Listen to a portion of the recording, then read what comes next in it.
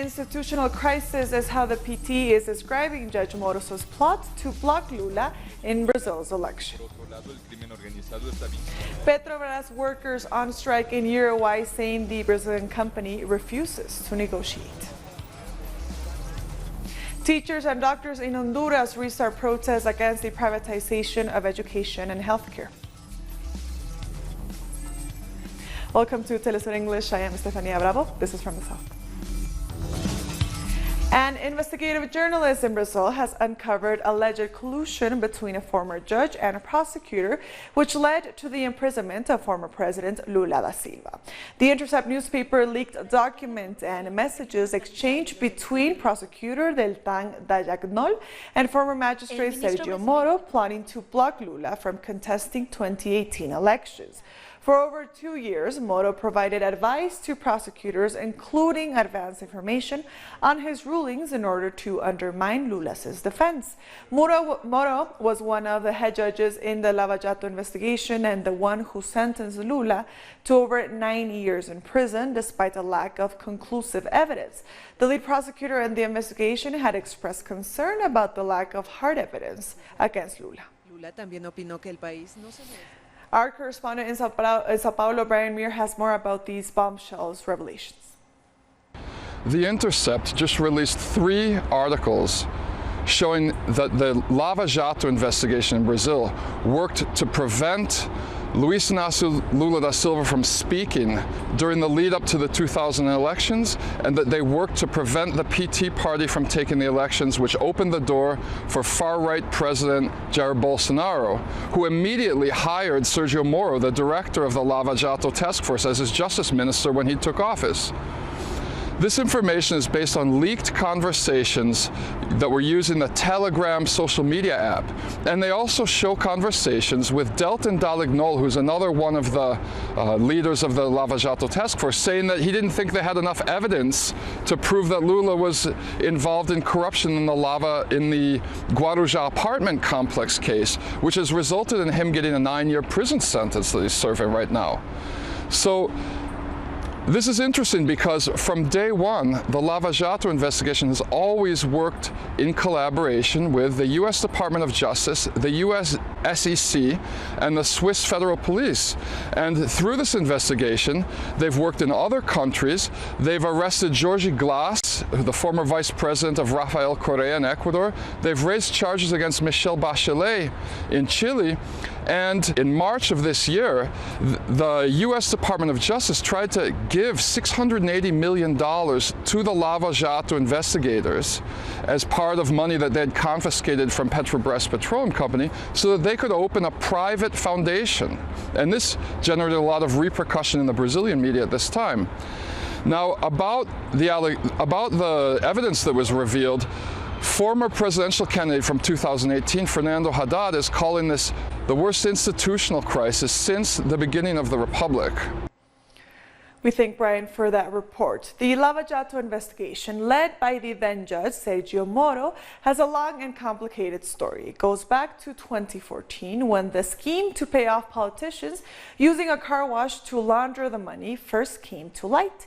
It involved bribes paid by construction companies like Odebrecht for contracts with the state-controlled oil company Petrobras. Here are some of the key moments. In March 2014, the money laundering network known as Lava Jato was first revealed to the public. A year later, in March 2015, the Supreme Court published a first list of 49 people involved in the corruption scheme, and in March 2016, former President Lula was accused of holding hidden assets. In September of that year, Moro and his team accused Lula of being the head of the corruption network. In April 2017, the Supreme Court expanded the investigation to include 98 more businessmen and politicians, including 8 members of President Michel Temer's cabinet. 2 months later, the newspaper O Globo revealed a secret recording in which President Temer approved an illegal payment. The Attorney General, Rodrigo Janot, requested corruption charges against the president. Judge Moro was still working on his case against Lula, and in July, the Workers' Party leader was sentenced to 9.5 years. But Lula was able to appeal in freedom. A second court ruling in January 2018 increased his sentence to 12 years and 1 month. And finally, on April 5th, 2018, Judge Moro issued an arrest warrant and Lula was taken into detention, where he has been ever since. Moving on, gas workers in Uruguay have begun a strike at the local subsidiary of the Brazilian state-controlled oil company Petrobras. Our correspondent, Mateo Grille, has more from Montevideo.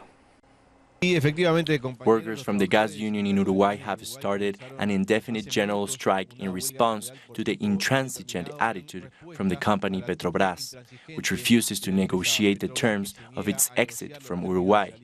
It also refuses to reverse the layoffs and penalties imposed on more than 50 workers in recent days. This is a very difficult situation which has been brewing for a long time. We have even seen hunger strikes by the workers at Petrobras. But now it has got to a breaking point. The workers began their general strike this morning and set up a camp here in the Independence Square, right in front of the presidential offices. They are asking the government to intervene decisively in this conflict because no progress has been made. Some days ago, the company Petrobras refused for the third time to negotiate with the government about reversing the sacking of these 50 workers, and that is why the workers say they have no alternative other than starting this general strike.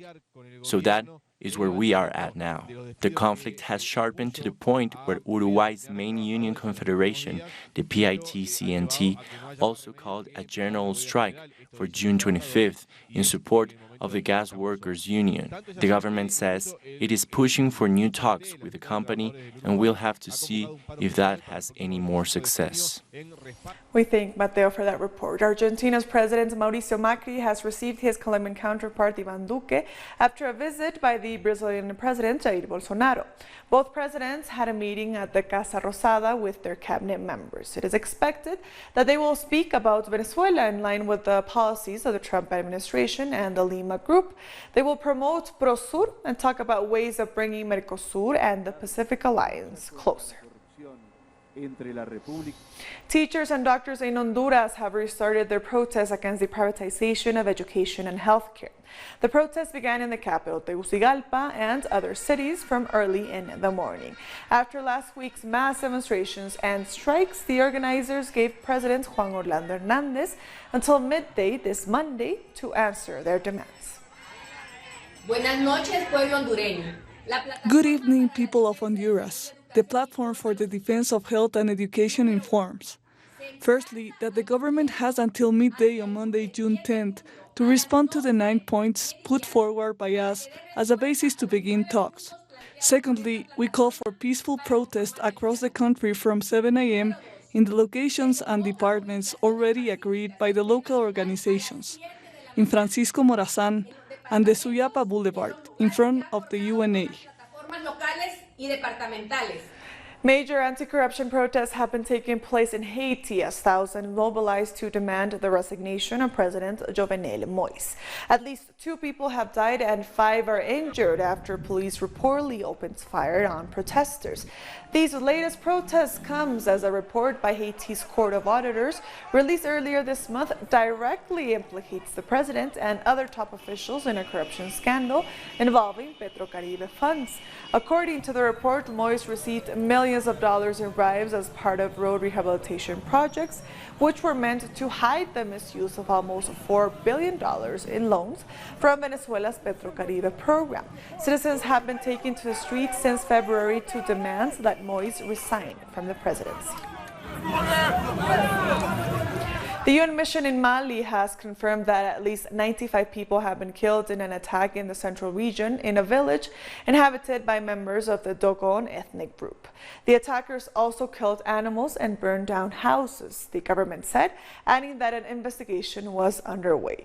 No one has claimed responsibility for the onslaught. Tensions have been rising since an ethnic Dogon militia was accused of carrying out a massacre in an ethnic Fulani village in March.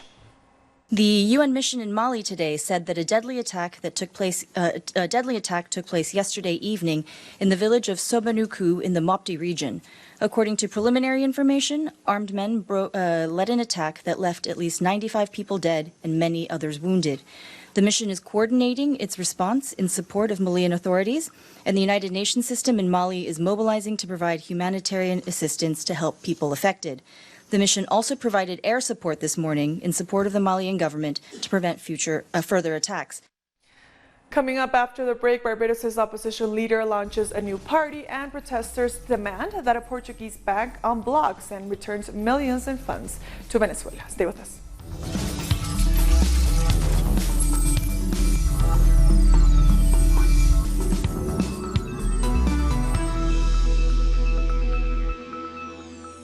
Welcome back. Barbados' opposition leader Joseph Atherley has launched the Socialist Democratic People's Party for Democracy and Development.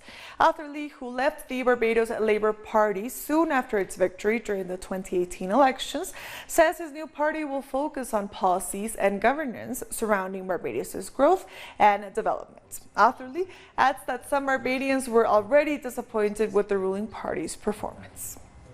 So it's not a reaction. And Barbadian Prime Minister Mia Mottley has assured citizens that the island's economy is on the mend, as she called on Barbados' diaspora to contribute to national development. Mottley was speaking at the recent town hall meeting in the UK, hosted by the island's High Commission in London. We're going to build the commitment of people to go beyond the call of duty to build out our nation to be great. I don't want to sound like the man who visited this town earlier this week. But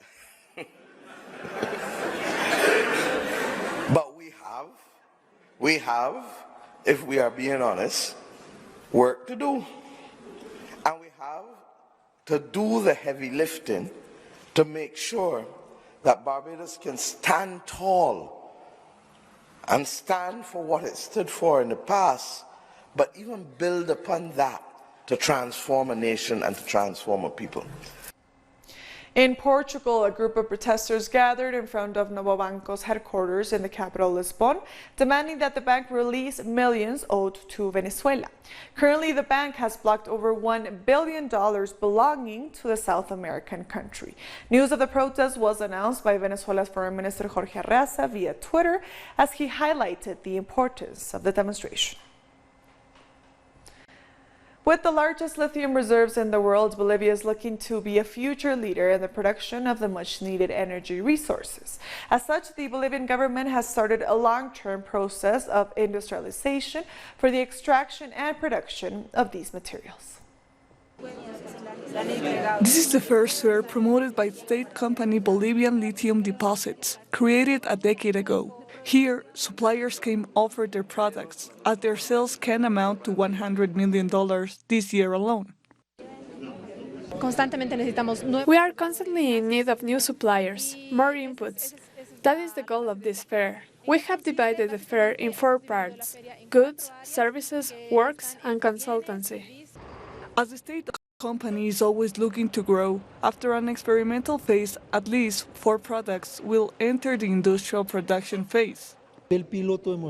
After finishing our pilot period, we have closed the industrialization phase in doing the potassium chloride pilot, cathodic materials pilot, lithium-ion batteries pilot. We have closed our industrialization cycle in order to give an added value to our raw materials. As industrialization is set to begin, Bolivia already has the greatest reserves of lithium in the planet. On top of this, the country is starting to industrialize the manufacture of potassium carbonate, which is used as fertilizer and is exported to Brazil. Within our salt deposits are the elements we want to extract, like potassium, lithium, magnesium, and more. What we do is we extract the liquid and it goes through pools for a process of evaporation. The process of evaporation creates the raw materials for the production of potassium chloride, magnesium chloride, lithium carbonate, and sodium chloride. The resources extracted from Bolivia's salt flats are considered strategic for the creation of electronic products that need lithium batteries, like cell phones or electric cars. As such, the government of Bolivia plans to complete the industrialization of their salt-based resources by 2030. In Chile, teachers held a second consecutive week of protests against educational reforms. Around 70,000 members of the Chilean Teachers Association are striking for better working conditions and adequate attention to public education. They intend to take further action on Monday night with a vigil in the outskirts of Valparaiso City. Meanwhile, the march will continue on Tuesday in the streets up until it reaches Congress. This march demonstrates that the entire country is part of this mobilization, and after this there will be events everywhere. We have already requested the necessary permits from the authorities. We will join our colleagues in Valparaiso. Together we will march to Congress and we will gather as the minister presents the proposed curriculum to the parliament. We will also ensure that the representatives are in the room to ensure that the voice of the faculty is heard. Asylum seekers have continued to cross the border between Mexico and Guatemala 2 days after an immigration deal was signed with the United States. Asylum seekers were seen attempting to cross the Suchiate River on Sunday afternoon, hours before Mexico deployed thousands of security forces to the area. According to the Foreign Minister Marcelo Ebrard, the deployment of 6,000 members of the National Guard was to start this Monday. It's a strong measure. The truth is, as humans, as Central Americans, the Mexican president is acting badly, because supposedly we are all Central American countries, giving a hand to each other and coming together. I believe that if we had come together as Central Americans, as brothers, Donald Trump would not be taking such absurd measures against us. According to official figures, close to 200,000 Peruvians are or have been victims of human trafficking, and almost 80% of them are minors who've been sold to sex trade. We have more in this report. Recently, Peruvian police rescued 7 teenage girls between the ages of 13 and 17 from a number of nightclubs in northern Lima, where they were forced into prostitution.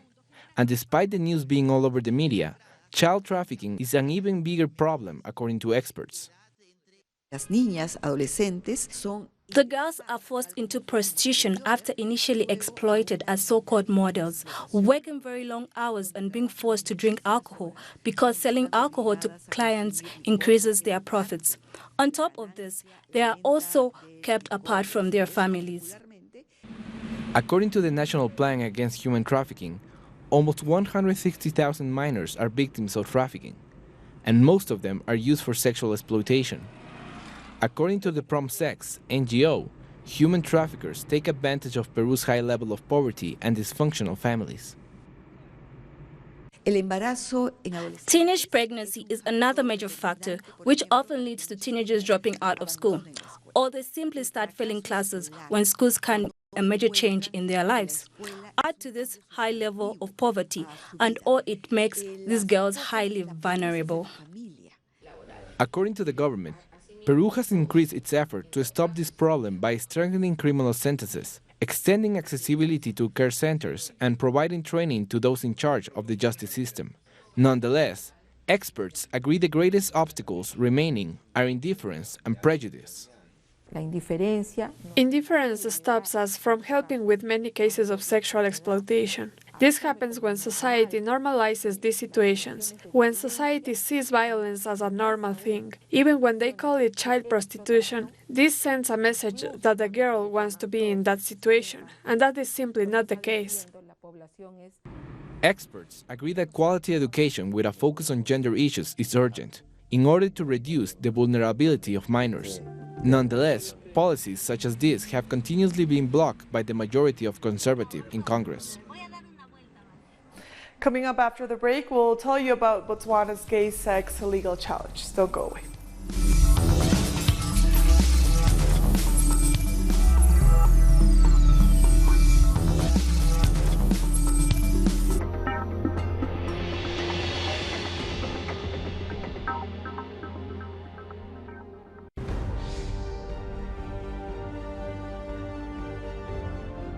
Acompañamos a los pueblos que resisten en cada una de sus luchas. Somos esa ventana que se abre para visibilizarlos entre fronteras.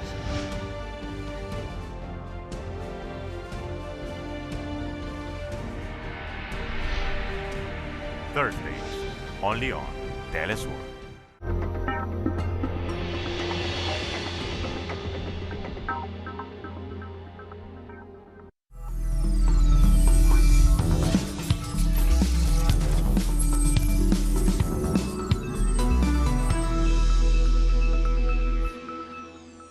Welcome back. The Sudan's ruling military council have released a leading member of the People's Liberation Movement North political party. Yasir Arman, who had just returned to the country after living for years in exile, was detained for 5 days. He was convicted for his alleged involvement in an uprising that began in 2011 in the Blue Nile state and was sentenced to death in absentia. Another 3 prominent protest leaders who were arrested over the weekend were also released after they met with the Ethiopian Prime Minister. Meanwhile, the civil disobedience campaign entered its 2nd day with most shops closed as people stay away from work in protest against military rule in Sudan. Much of the city remains shut down to pressure the ruling military council. The strike was 100% successful on its 2nd consecutive day. The first day was 100% successful and 95% on its 2nd day for now. I've been looking for an open pharmacy since this morning, and I haven't found any medication until now. And Rwandan authorities have temporarily reopened the country's busiest border crossing with Uganda to allow heavy goods vehicles to cross. The border will stay open for 2 weeks to help authorities assess the safety and efficiency of heavy truck movements following renovation works. It had been closed for just over 3 months. As a result, an estimated 70% of border trade was stopped, severely impacting business and daily lives. Botswana's High Court is to rule on Tuesday in a case challenging the criminalization of gay sex. Homosexual acts are outlawed in the country under the Penal Code of 1965. An unnamed applicant is challenging 2 sections of that code that threaten offenders with a jail sentence of up to 7 years. The landmark case is being watched across Africa after Kenya recently upheld its own anti-homosexuality laws. Because there are many services that we require as gay men that some nurses are not aware of. And if you go to a government hospital, there'll be those negative comments said to you. So we just want to be free to access these services. I think it will be a great disappointment if we lose this. Rescue efforts are underway at a gold mine in Morogoro, Tanzania, after 5 miners died when it collapsed on Sunday. 5 others are being treated in hospital. It is not yet known how many people are trapped underground at the unlicensed mine. Authorities had previously ordered the closure of the mine where small-scale miners work. Ghana has surpassed South Africa to become Africa's top gold producer. Data released by the World Bank has indicated that last year, mining ministries in Ghana produced 4.8 million ounces of gold compared to South Africa's 4.2 million ounces. Ghana is benefiting from lower cost mines, friendlier policies, and new development projects. On the other hand, output is shrinking in South Africa as operators face high costs, regular strikes, and the geological challenge of tapping the world's deepest mines. Iran has accused the U.S. of bringing further instability to the Middle East with its latest peace plan. Foreign Minister Mohammad Javad Zarif said Washington is trampling on the rights of Palestinian people while declaring that Iran has never started a war and will never do so. The problem for our region, the Middle East, is that the United States, under the euphemism of the deal of the century, has committed a new crime by forcibly walking over the rights of the Palestinian people. It is this that has brought danger to the region. Protests have erupted in Pakistan against the arrest of former President Asif Ali Zardari. Thousands took to the streets of the capital, Islamabad, on Monday to demonstrate against the arrest. Zardari was one who was detained on Monday on money laundering charges. His supporters say the arrest is unjust and politically motivated. One person has been confirmed dead in a helicopter crash in Manhattan in New York. The helicopter crash landed onto the roof of a 54-story building in Midtown Manhattan and caught fire, killing the pilot. The building, known as the AXA Equitable Center, houses the U.S. headquarters of the subsidiary of the French-based insurance and banking company. And now from the Cricket World Cup in the United Kingdom, heavy rains have halted the match between South Africa and West Indies in Southampton. South Africa stand at 29 for 2 in 7.3 overs. West Indies, who are yet to bat, won the toss and opted to field. South Africa have so far lost all their 3 matches of the tournament. West Indies won their opening match against Pakistan but lost to Australia. And with that story, we've come to the end of this news brief. These are the stories. As always, find them on our website at telesurenglish.net. And also join us on social media. We are on Facebook, on Twitter, and on Instagram. For Telesur English, I am Estefania Bravo. Thank you for watching.